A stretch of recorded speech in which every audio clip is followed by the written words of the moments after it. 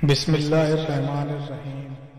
فرمایا کہ ان کے اس سوال کا جواب جو ظاہر میں حضرت آدم علیہ السلام کی تحقیر پر مبنی ہے، عمل و فعل کے ذریعے اس طرح دیا جائے کہ ان کو اپنے آپ آدمی کی برتری اور اللہ کی حکمت کی بلندی اور اونچائی کو نہ صرف ماننا پڑے بلکہ اپنی درماندگی اور عجز کا بھی بدیہی طور پر مشاہدہ ہو جائے۔ اس لیے حضرت آدم کو اپنی سب سے بڑی مرتبے والی صفت علم سے نوازا اور ان کو چیزوں کا علم عطا فرمایا، اور پھر فرشتوں کے سامنے پیش کر کے ارشاد فرمایا کہ تم ان چیزوں کے بارے میں کیا علم رکھتے ہو؟ ان کے پاس علم نہ تھا، کیا جواب دیتے؟ مگر اللہ سے قرب رکھتے تھے۔ سمجھ گئے کہ ہمارا امتحان مقصود نہیں ہے، کیونکہ اس سے پہلے ہم کو اس کا علم ہی کب دیا گیا ہے کہ آزمائش کی جاتی، بلکہ یہ تنبیہ مقصود ہے کہ زمینی خلافت کا مدار تسبیح و تہلیل کی کثرت اور تقدیس و تمجید پر نہیں بلکہ علم نامی صفت پر ہے، اس لیے کہ ارادہ، اختیار، قدرت جواب جو ظاہر میں حضرت آدم علیہ السلام کی تحقیر پر مبنی ہے، عمل و فعل کے ذریعے اس طرح دیا جائے کہ ان کو اپنے آپ آدمی کی برتری اور اللہ کی حکمت کی بلندی اور اونچائی کو نہ صرف ماننا پڑے بلکہ اپنی درماندگی اور عجز کا بھی بدیہی طور پر مشاہدہ ہو جائے۔ اس لیے حضرت آدم کو اپنی سب سے بڑی مرتبے والی صفت علم سے نوازا اور ان کو چیزوں کا علم عطا فرمایا، اور پھر فرشتوں کے سامنے پیش کر کے ارشاد فرمایا کہ تم ان چیزوں کے بارے میں کیا علم رکھتے ہو؟ ان کے پاس علم نہ تھا، کیا جواب دیتے؟ مگر اللہ سے قرب رکھتے تھے۔ سمجھ گئے کہ ہمارا امتحان مقصود نہیں ہے، کیونکہ اس سے پہلے ہم کو اس کا علم ہی کب دیا گیا ہے کہ آزمائش کی جاتی، بلکہ یہ تنبیہ مقصود ہے کہ زمینی خلافت کا مدار تسبیح و تہلیل کی کثرت اور تقدیس و تمجید پر نہیں بلکہ علم نامی صفت پر ہے، اس لیے کہ ارادہ، اختیار، قدرت و تصرف اور قدرت کا اختیار علم کی زمینی صفت کے بغیر ناممکن ہے۔ پس جبکہ آدم کو اللہ تعالی نے اپنے علم کی صفت کا مظہر بنایا ہے تو بے شک وہی عرضی خلافت کا حقدار ہے۔ گویا حضرت آدم کو علم کی صفت سے اس طرح نوازا گیا کہ فرشتوں کے لیے بھی ان کی برتری اور خلافت کے حق کے اقرار کے علاوہ کوئی راستہ نہ رہا، اور یہ ماننا پڑا کہ بے شک یہ صرف حضرت انسان کے لیے موجود تھا کہ وہ زمین پر خلیفہ بنے اور ان تمام حقائق، معارف اور علوم و فنون سے واقف ہو کر نیابت و الہی کا صحیح حق ادا کرے۔ حضرت آدم کا جنت میں ٹھہرنا اور حوا کا زوجہ بننا۔ حضرت آدم علیہ السلام ایک مدت تک اکیلے زندگی بسر کرتے رہے مگر اپنی زندگی اور راحت و سکون میں ایک وحشت اور خلا محسوس کرتے رہے تھے، اور ان کی طبیعت اور فطرت میں کسی مونست و غمخوار کی یاد نظر آتی تھی۔ چنانچہ اللہ تعالی نے حضرت حوا کو پیدا کیا اور حضرت آدم اپنا ہمدم اور ساتھی پا کر بہت خوش ہوئے اور دل میں اطمینان محسوس کیا۔ حضرت آدم و حوا کو اجازت تھی کہ وہ جنت میں رہیں سہے اور اس کی ہر چیز سے فائدہ اٹھائیں مگر ایک پیڑ کو نشانزد کر کے بتا دیا گیا کہ اس کو نہ کھائیں بلکہ اس کے پاس تک نہ جائیں۔ آدم علیہ السلام کا جنت سے نکلنا اب ابلیس کو ایک موقع ہاتھ آیا اور اس نے حضرت آدم و حوا کے دل میں یہ وسوسہ ڈالا کہ یہ پیڑ جنت کا پیڑ ہے، اس کا پھل کھانا جنت میں ہمیشہ آرام و سکون اور اللہ کا قرب پانے کی ضمانت دیتا ہے، اور قسمیں کھا کر ان کو بتایا کہ میں تمہارا خیرخواہ ہوں۔ दुश्मन नहीं हूँ। यह सुनकर हजरत आदम के इंसानी और बशरी ख्वास में सबसे पहले निस्या भूल चूक ने जुहूर किया और यह भुला बैठे कि अल्लाह का यह हुक्म जरूरी था, न कि रब की ओर से कोई मशविरा। आखिरकार जन्नत के हमेशा क़ियाम और अल्लाह के कुर्ब के अज़्म में लग्जिश पैदा कर दी और उन्होंने उस पेड़ का फल खा लिया। उसका खाना था कि बशरी लवाजिम, इंसानी ज़रूरतें उभरने लगीं। देखा तो नंगे हैं और लिबास से महरूम।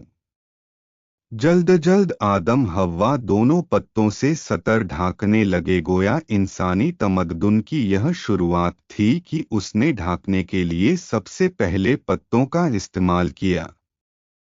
इधर यह हो रहा था कि अल्लाह ताला का गज़ब उतरा और आदम से पूछताछ हुई कि मना करने के बावजूद यह हुक्म का न मानना क्यों। आदम आखिर आदम थे, अल्लाह के दरबार के मकबूल थे, इसलिए शैतान की तरह मुनाजरा नहीं किया और अपनी गलतियों को ताबीलों के पर्दे में छुपाने की बेमतलब की कोशिश से बाज रहें। नदामत व शर्मसारी के साथ इकरार किया कि गलती जरूर हुई, लेकिन इसकी वजह सरकशी नहीं बल्कि इंसान होने के नाते भूल चूक इसकी वजह है। फिर भी गलती है, इसलिए तौबा व इस्तिगफार करते हुए माफ कर दिए जाने की दरख्वास्त करता हूँ।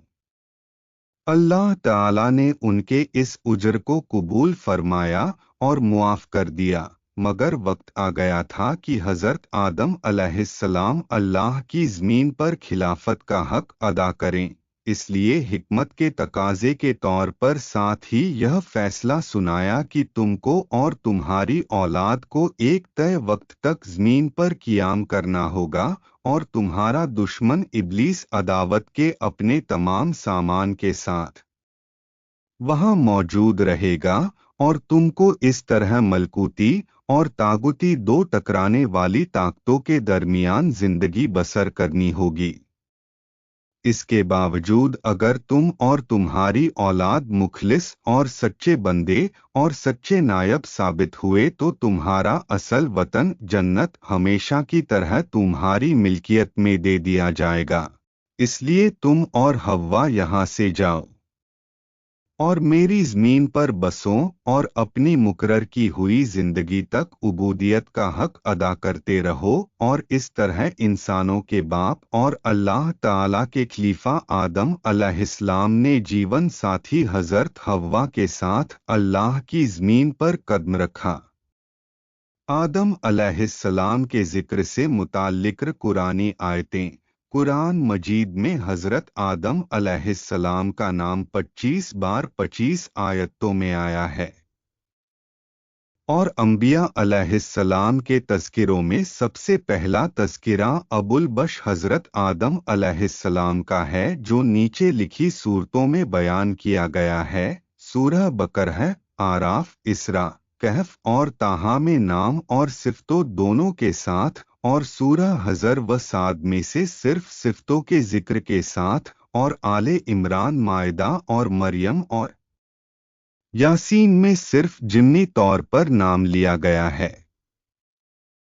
हज़रत हव्वा की पैदाइश किस तरह हुई? कुरान मजीद में इसके बारे में सिर्फ इतना ही जिक्र है और उस नफ्स से इस जोड़े को पैदा किया।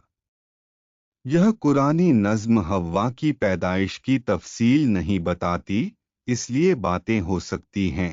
एक यह कि हव्वा हज़रत आदम अलैहिस्सलाम की पसली से पैदा हुई हैं, जैसा कि मशहूर है और बाइबल में भी इसी तरह जिक्र किया गया है।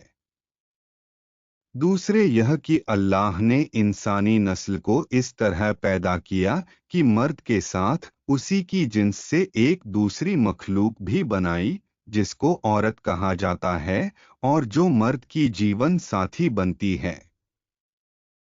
जहाँ तक पहली बात का ताल्लुक है तो बुखारी व मुस्लिम की रिवायतों में भी ज़रूर आता है कि औरत पसली से पैदा हुई है।